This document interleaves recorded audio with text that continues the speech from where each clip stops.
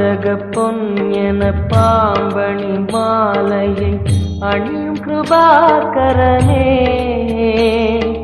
பாலூரும் எங்கள் பக்தி பிரவாகத்தை, பாலூரும் எங்கள் பக்தி பிரவாகத்தை அணிவாய் அவசியமே, எங்கள் அருணாச்சல சிவமே.